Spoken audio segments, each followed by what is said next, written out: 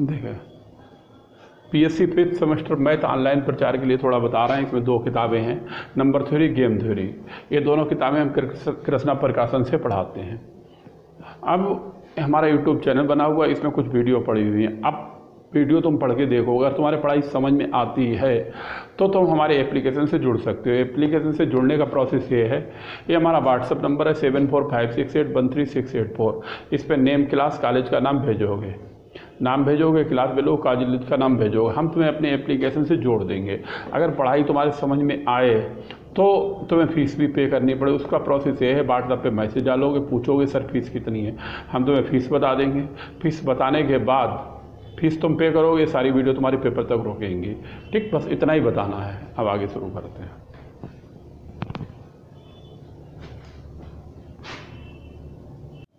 देखें, चैप्टर का नाम है थ्योरी ऑफ नंबर्स, चैप्टर 1, और ये थ्योरम नंबर 7 है, पेज नंबर 70 पे 17 पर। अब ये थ्योरम 7 में पेज नंबर 17 पर क्या कह रहा है इसे समझो।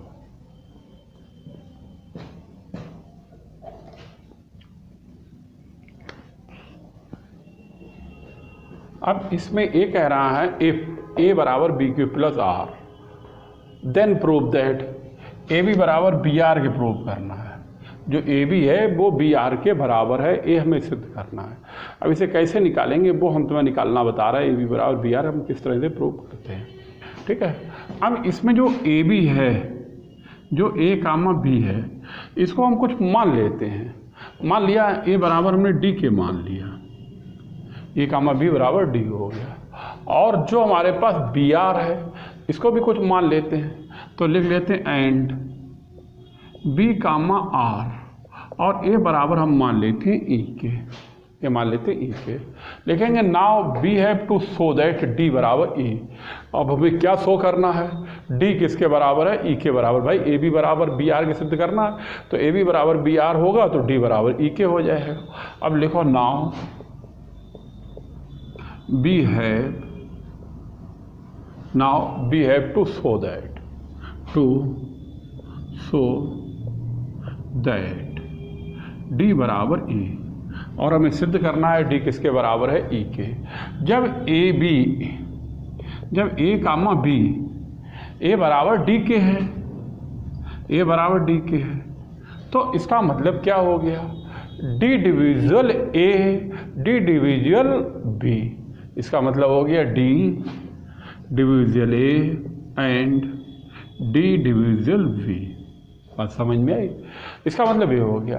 अब d divisible a and d divisible b जो हमारा है, अब हम क्यू बी के साथ लिखें that is D divisible a and d डिविजल Q और वी, क्यू और बी। अब क्यू क्या है, क्यू कहलाता है क्यूसेंट, क्यू बराबर कहलाता है, ए कहलाता है क्यूसेंट और आर कहलाता है रिमाइंडर।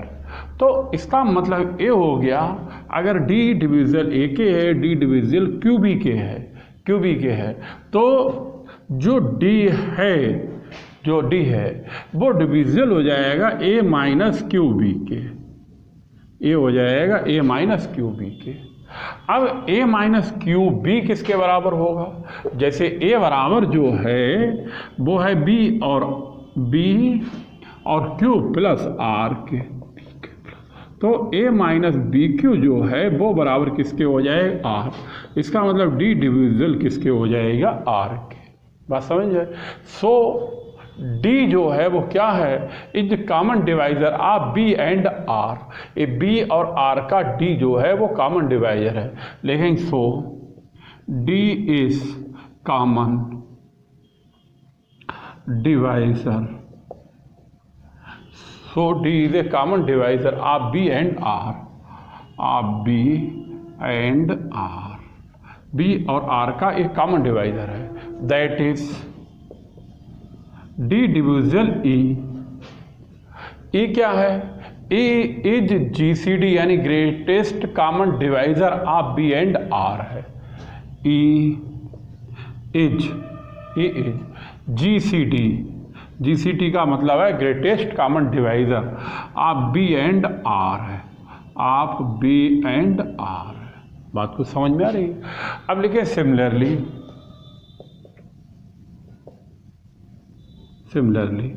अब B can show that, B can show, अब हमें सिमिलरली इसी प्रकार शो करें।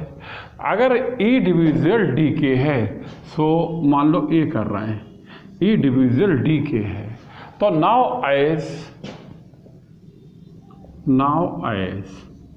D divisible E and D divisible D and D divisible E and E divisible D।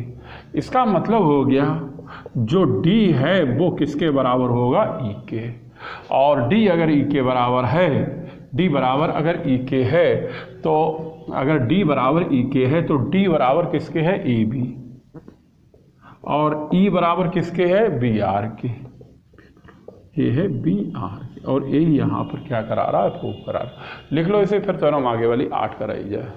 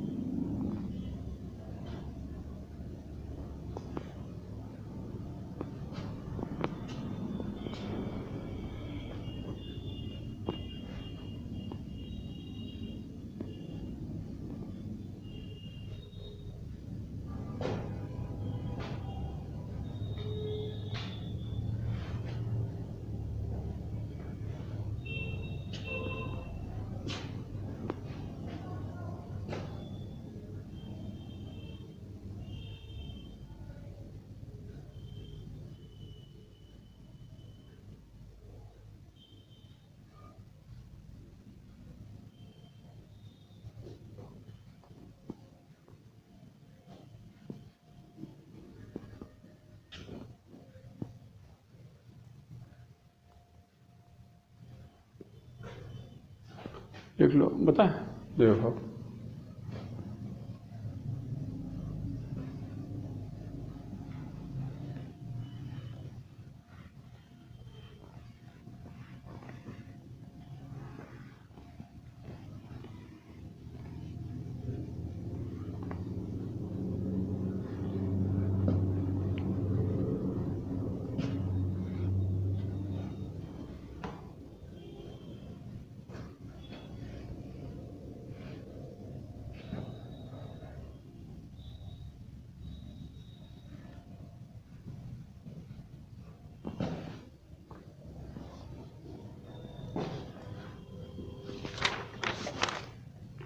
Theorem 8 page number 18 है,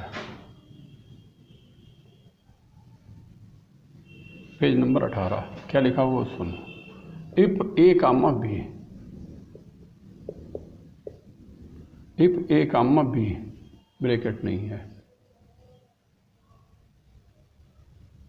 if a comma b are any two integers, are any two integers not both 0,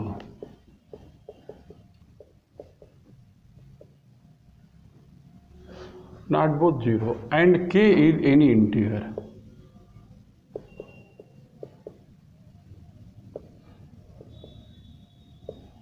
k is any integer, then ka comma kb बराबर के का मापांक है और ए comma B है, ए comma B के, ए के का मापांक है और ए कामा बी है। ठीक है, अब सुनो, देखो, अब डालो प्रूफ। अब थोड़ा थोड़ा करके समझो और समझा रहे हैं। इसमें क्या कह रहा है? कह रहा है A B any two integer, A और बी दो इंटीगर हैं, नॉट बोथ 0, यानी दोनों कोई भी 0 के बराबर नहीं है, एंड के इज एनी इंटीगर, के कोई भी इंटीगर है, और के कामा के भी बराबर के मापांक ए कामा बी के प्रूफ करना है। ठीक है, अब हम तुम्हें बताते हैं। तो हम लिखते हैं लेट जो हमारा डी है वो बराबर है ए कामा बी के, डी बराबर है ए कामा बी के, एंड D1 जो बराबर है वो के ए कामा के ए बी के बराबर, ये हमने कंसीडर कर लिया। अब के जो है, जो के है वो हम मान लेते हैं इज पॉजिटिव। पॉजिटिव क्या है? इंटीगर, यानी पॉजिटिव मान लेते हैं। कोई भी संख्या पॉजिटिव, इंटीगर क्यों लिखो, लिख लो भेयर, लिखो भेयर के इज पॉजिटिव। के हमारे पास जो है वो क्या है? धनात्मक है। अब डी बराबर जो है, डी बराबर वो है ए कामा बी के, डी बराबर है ए कामा बी। अब लिखेंगे there exact, there exact an integer x and Y such that, an integer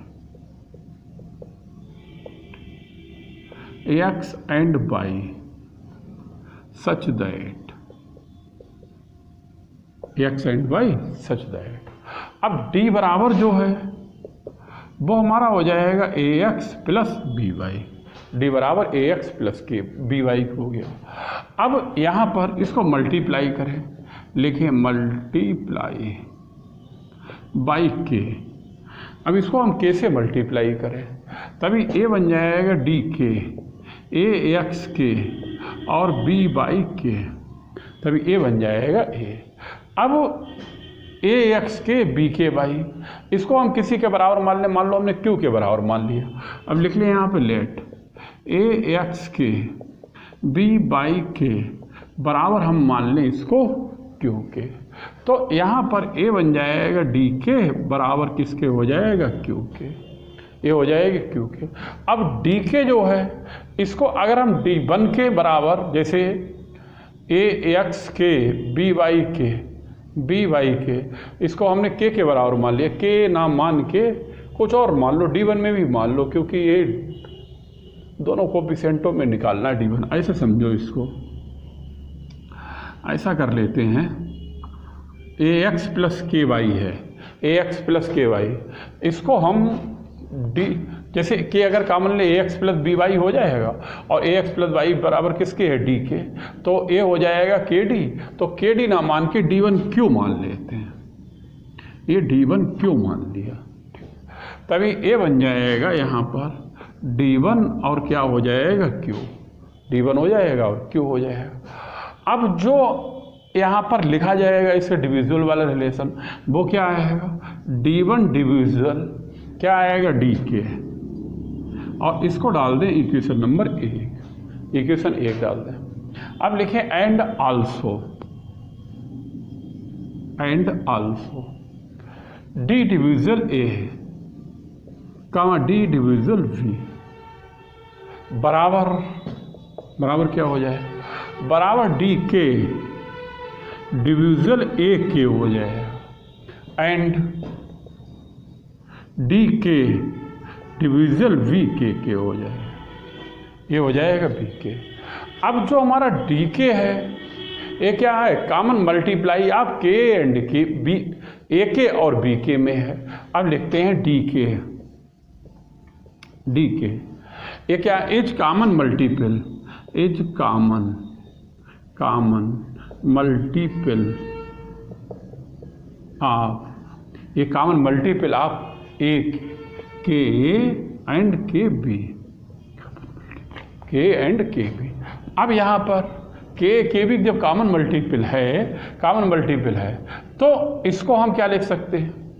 अब डी के जो है, डी के, ये तो डी के हो गया। अब जो बी के है, अगर हम इसको जैसे लिखा डी के is a common multiple of के एंड के बी, तो ये डी के की जगह पर जो हमारा डी के आएगा और जो डिवाइज़र है वो हम डिविजुअल जो है वो हम लिख लें डी वन, और इसको हम डाल दें इक्वेशन सेकेंड, जो डी के वाला दूसरा पार्ट हमारा आ रहा है वो हम लिख लें यहाँ पे डी वन। तो हम लिखेंगे now by equation first and second, now by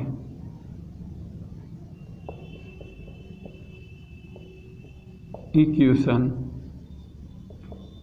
first and second. अब समीकरण 1 और 2 से D1 बराबर ये D1 बराबर क्या हो जाएगा, डी के। अब D1 क्या है, D1 बराबर है के ए और के बी के।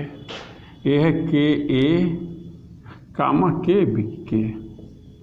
अब D जो है वो A कामा बी के बराबर है और के आएगा और आएगा के। इस तरह से तुम कह सकते हो के ए कामा के बी बराबर के मल्टीप्लाई में चाहे इधर लिखो चाहे उधर लिखो, उससे फर्क नहीं पड़ता, के ए कामा बी हो जाएगा। अब के क्या है, ये रियल क्वांटिटी है, तो के का मापांक हम के मापांक के बराबर लिख सकते हैं। रियल क्वांटिटी के मापांक का उस पर कोई भी फर्क नहीं पड़ता है। जब नहीं पड़ता है तो हम लिखेंगे के कामा के बी बराबर के का मापांक और लिखेंगे ए कामा बी। नोट करो, इसे बताएं।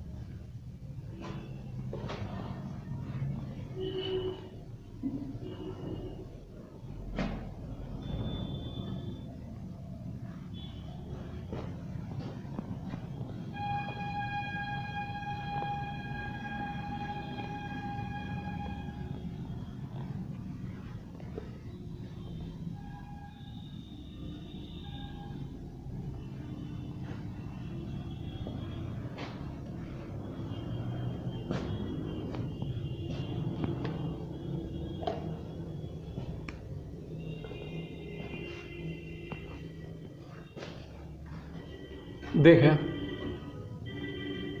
ये थ्योरम 8 के बाद इसके बाद तुम्हें कराएंगे एग्जाम्पल नंबर 22।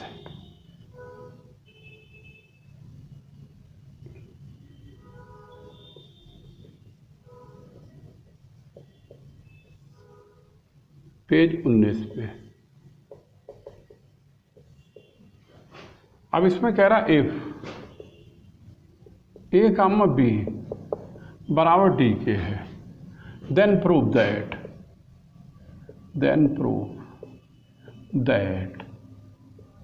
ए upon d comma b upon d और ए बराबर बन के ए प्रूव करना है। अब कैसे प्रूव करेंगे वो हम तुम्हें समझाते हैं, उसे समझो। अब यहाँ पर ए बी बराबर डी के दे रखा है, ए बी बराबर और ए प्रूव करके देना है, तो हम लिखते हैं बी है। अब क्या दे रखा है, ए कामा बी बराबर डी। अब यहाँ पर इसका मतलब क्या हो गया, इसका मतलब ए हो गया d divisible a and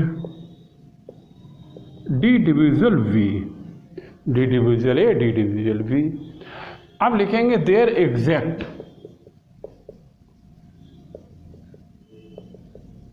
there exist integers x and y, integer x and y, x and Y such that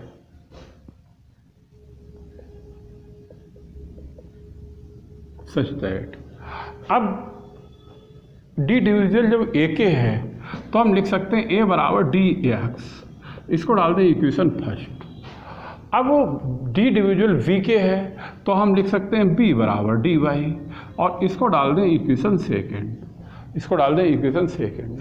अब इसी का मतलब क्या हो गया, इसका मतलब हो गया ए कामा बी बराबर किसके हो गया, डी के, ये हो गया डी के। अब लिखेंगे there exact, there exist u and b, अब दो एलिमेंट हम यू और बी के मान लें, u and b such that, u and b such that में कोफिशिएंट हम ए ले लें, ए यू बी और बी, और ए बराबर हम मान लेते हैं डी के। अब इसको हम डाल देते हैं इक्वेशन नंबर 3, इसे डाल दिया 3। अब इसमें हम ए और बी की वैल्यू रखते हैं, putting the value of a comma b, putting the value of a comma B. अब एक ही जगह पर आएगा डी एक्स यू, बी की जगह पर आएगा डी बाई बी बराबर का हो गया डी, बराबर का हो गया डी।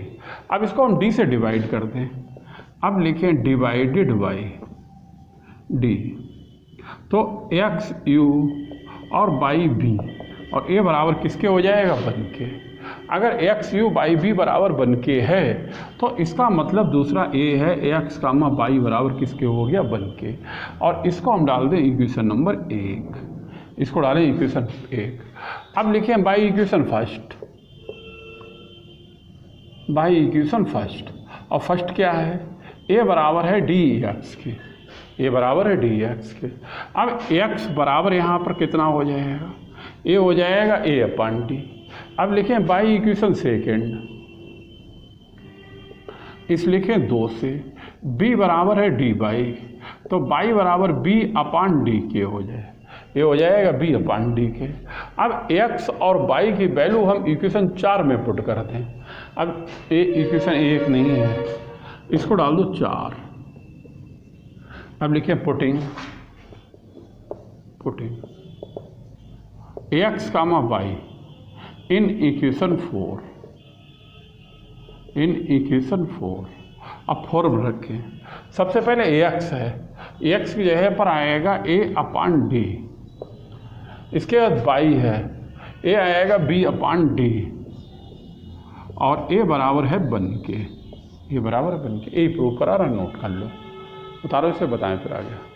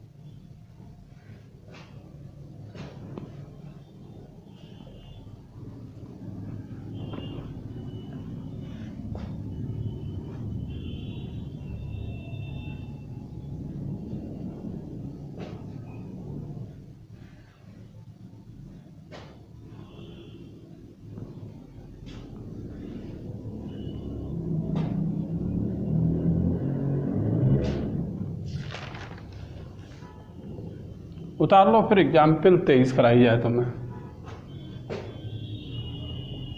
22 हो या 22 के बाद 23 कराएंगे।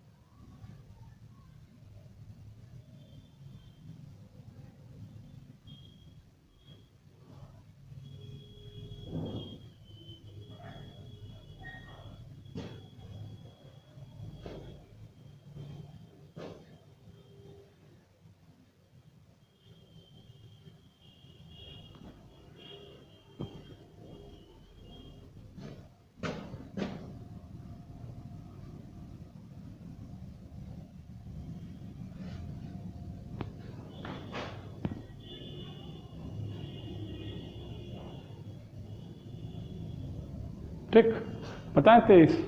अब 23 एग्जाम्पल सुनो, उतार लो जिसका रह गया आप।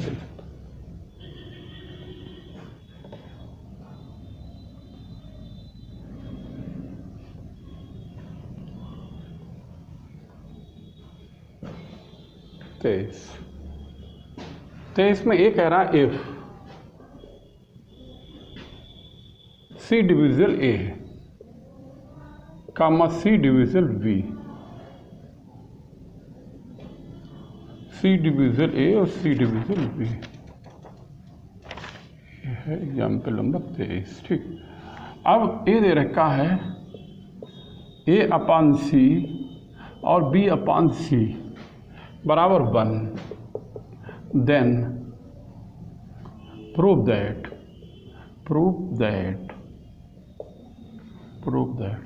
ए बी बराबर सी।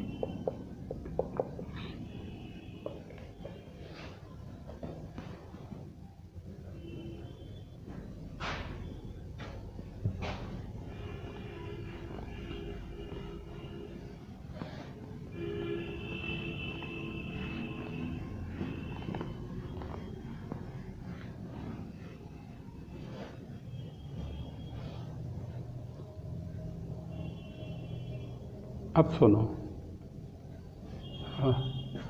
अब इसमें दे रखा है सी डिविजल ए सी डिविजल वी, मतलब ए अपान सी कामा बी अपान सी बराबर 1, देन प्रूव दैट, प्रूव करना ए बी बराबर सी, ए बी बराबर सी। अब लिखते हैं जो सी डिविजल ए है, अब लिखते हैं प्रूव सी डिविजल ए। अब लिखते हैं there exact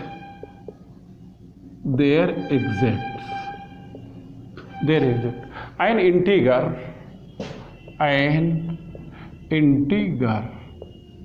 Q1 such that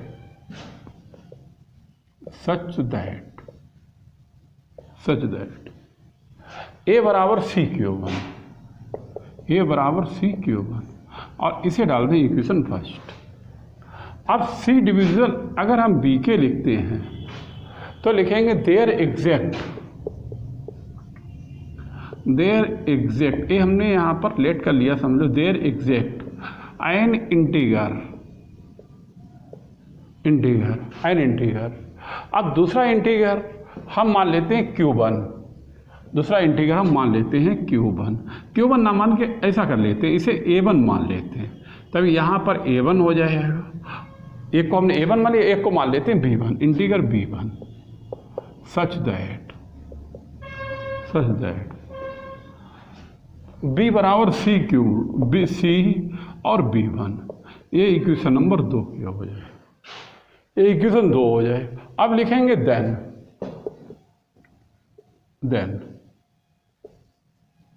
ए डिविजल सी, ए बटे सी और बी बटे सी, ए बराबर है 1 के। अब ए अपान सी, जो ए अपान सी है वो इक्वेशन फर्स्ट से A1 के बराबर हो जाए और बी अपान सी ए इक्वेशन फर्स्ट से B1 बराबर हो जाए।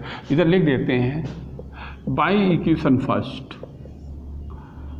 ए अपान सी बराबर A1 के और by equation second B upon c बराबर B1 के। तो इस तरह से ए हो जाएगा A1 कामा B1 बराबर 1 के, ए बराबर हो गया 1 के। अब लिखेंगे there exact an integer,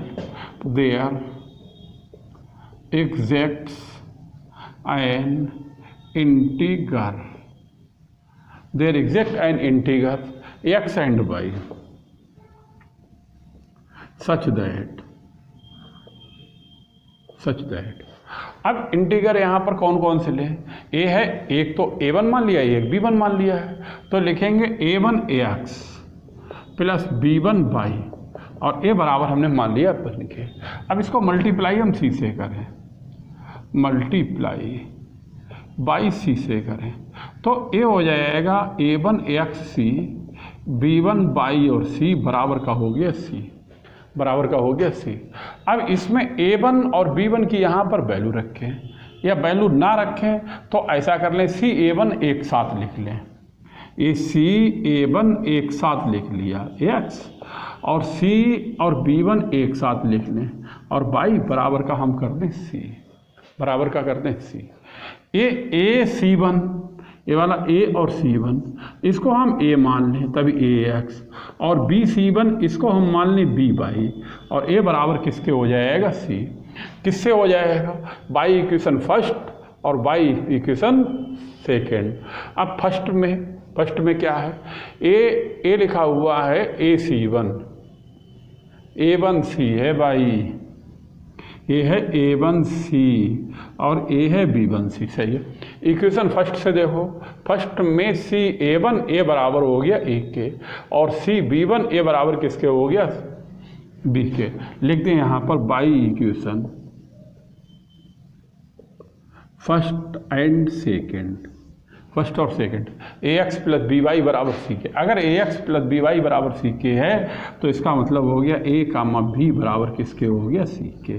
A और B हो गया C के, A प्रूव करा रहा, नोट कर लो इसे।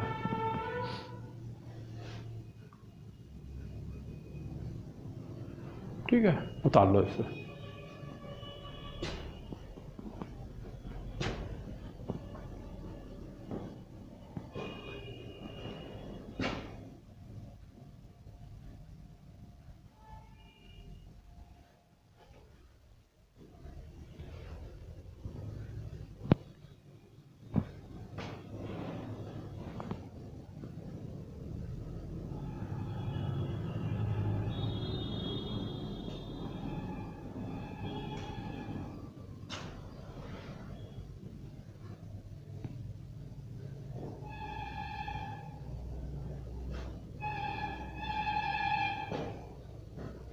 उतार लो, इस वीडियो में यहीं तक कराएंगे, फिर इसके आगे की वीडियो कराएंगे तुम लोग।